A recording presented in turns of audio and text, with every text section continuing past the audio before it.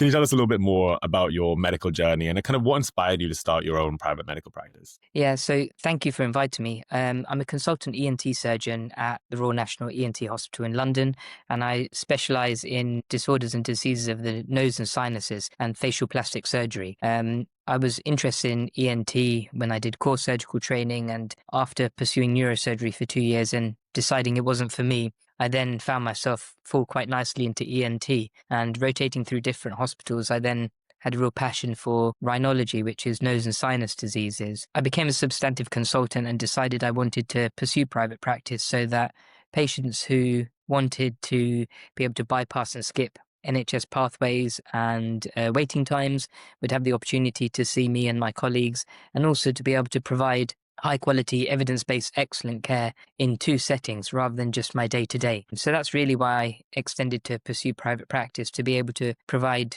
what I'm doing in my UCLH practice elsewhere outside of that setting. Yeah, amazing. Did you feel like you always had an entrepreneurial side when you started your private practice and as you developed it? Or was that something that you kind of worked on and developed along the way? Yeah, that's an excellent question. I like to think I always had a bit of an entrepreneurial side from when I was in school, involved in doing like little side hustles with friends and along the way at university, etc.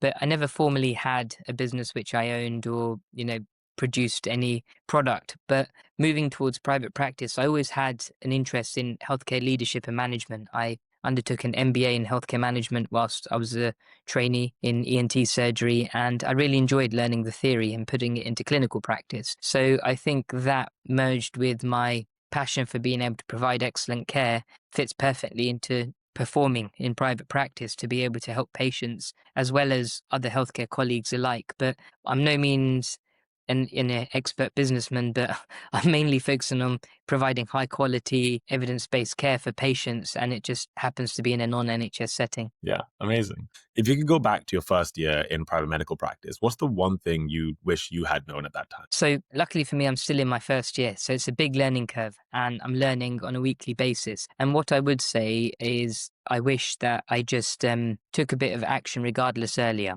So things don't need to be perfect. You don't need the perfect website. You don't need the perfect logo. You don't need expert domain names. You just need to start doing. And if you have colleagues around you who are encouraging you, it's good to listen to them. So I'm very fortunate that in my NHS practice, many of my colleagues were encouraging me to start private practice because it takes time to build up, or they wanted to share some of the workload with me. And it was a real privilege to do that. And I think we think of nuances too much and think, oh, we need the perfect name, the website, the logo. How will we do it? Whereas actually all you need to do is turn up to a clinic and work, and everything else works itself out. So that's what I would say to others. Just get started, and on the journey, you can work on the job to be able to learn and make things better. What systems or structures did you have to put place in early for your private medical practice that helped you get the ball rolling? So early on, I think it was about integrating my network so that people were aware that I'd started private practice, because there are many people who want to see people privately, and why shouldn't they see you rather than someone else? So letting people be aware that you've started private practice, making the effort to try and meet GPs and healthcare colleagues and inform them that you're available and can support them, because it's a two-way street. As much as they're there to help and support and guide you, you also need to help and support and guide them. And I would say meeting someone such as yourselves, Allied Health Media or an equivalent, early on in your journey so that you get a package which is tailored to what you need to be able to move forward with your journey, rather than meeting 7, 8 different people to do different things for you. If you have a one-size-fits-all organization who can provide the bits tailored, individualized to you, it just takes the pressure off, and then you can focus on providing the clinical care that you want, and you're not drowning in paperwork and meetings. And I think that's important because there's already enough of that in your NHS practice. Plus, people have family and work pressures alike. So it's good to have this as an extra thing which doesn't take up too much of your time. How important was location in your decision making to set up your private medical practice? And how did you think about that thought process of setting up your first clinics? Yeah, this is a fantastic question. And because I work in a central London teaching hospital, everyone said to me, you must have a clinic nearby so that patients can come and see you and you can mimic your clinic elsewhere. And as much as it's nice to have a prestige Harley Street address, etc. That wasn't my priority. I was already coming into work X days a week, and I didn't want to then come in my spare time to central London and sacrifice family time or pickups or drop-offs to do it. So my private practice is actually a small, very small private humble hospital called Spire Bushy. It's 6 minutes from my house. It's 6 minutes from my daughter's nursery. It means that I'm available to do drop-off, pick-up, plus run my private practice seamlessly without stressing about missing trains or being late, etc. And that's the bulk of my private practice, actually. I would say about 70 to 80%. But equally, I have a central London location because many of my colleagues, especially I do complex dental causes of sinusitis, and many of my colleagues who work in central London want me to see them, or patients don't want to travel. So I do have a central London location so that I can group them up and see them in one go for my colleagues to provide a second opinion, or for dentists who have an implant case that they need my help with. So I do have that. So I think it's important to have one that's close to home that you can manage your life around. That's your main hub. And it's important to have something close by to your workplace so that patients don't have to then affect their normal routines to be able to come and see you. Why do you think medical patients who are choosing private practitioners come to choose you instead of seeing another consultant? Yeah, that's a fantastic question. And part of it may be because of their previous experience. They may have met me before, or a friend or family member may have met me before, and luckily they've had a good experience. I'm friendly, I'm warm, I explain things clearly, I give them the opportunity to speak, and I listen. And more or less, the actual problem that they have is quite easy to investigate and diagnose and treat. But it's the journey that they've been on until they reach me, where sometimes they've been waiting up to 2, 3 years, that it's important to afford them the opportunity to explain their journey and what's happened. And I don't have to do too much probing. They usually give me the answers. The other reasons would be because of a recommendation or referral from another colleague, because I have certain subspecialties that I expertly manage in my NHS and private practice.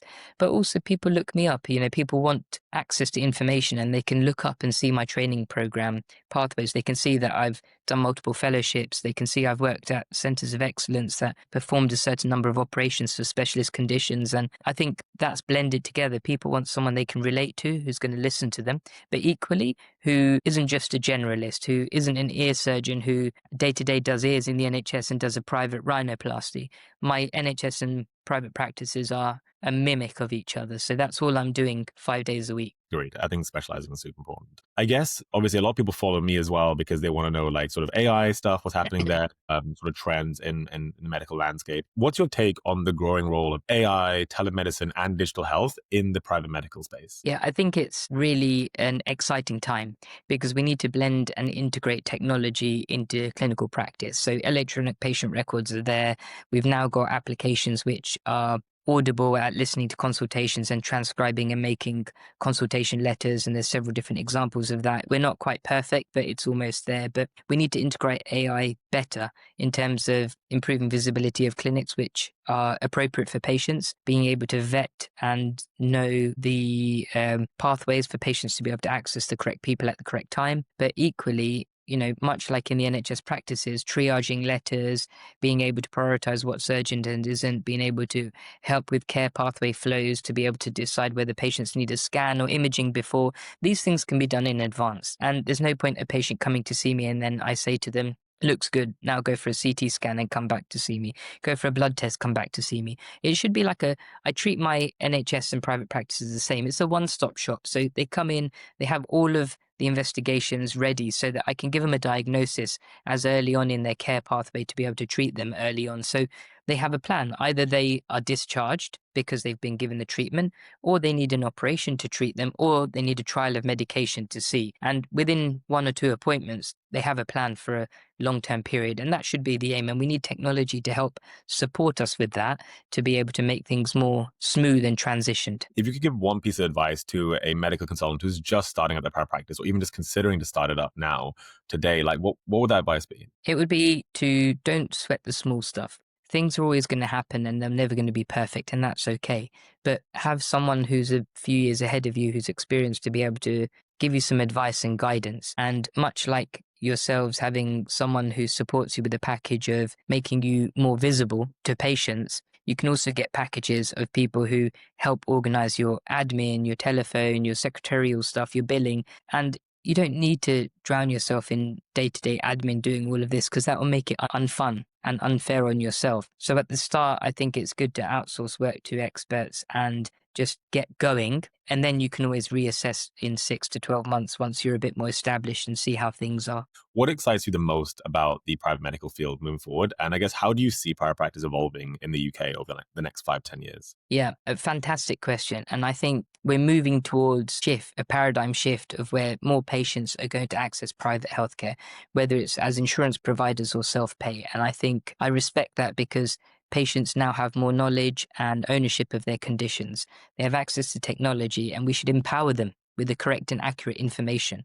So I think more patients are shifting towards a paradigm of private practice, and that means private practice providers need to up their game. There's no longer going to be a domination of one or two people in a small area, because patients will travel to see who they want and to see the best. So what we need to do is make sure that we are providing accurate information, which is evidence-based for patients, so that they're not getting lost in online jargon and TikTok and all these other things.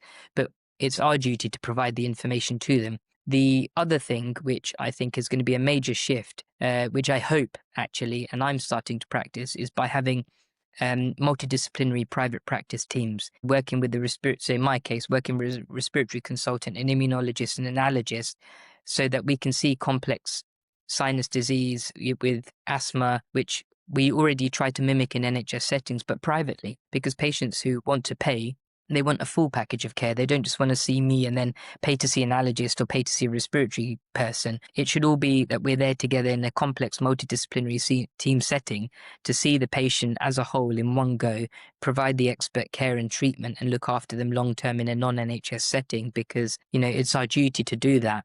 And I don't think anyone is doing it. And probably I'll be one of the first people to do that, certainly in Hertfordshire and North London. I don't know about anywhere else in the country, but we need to have people coming together to provide expert care for patients, because that's what they deserve.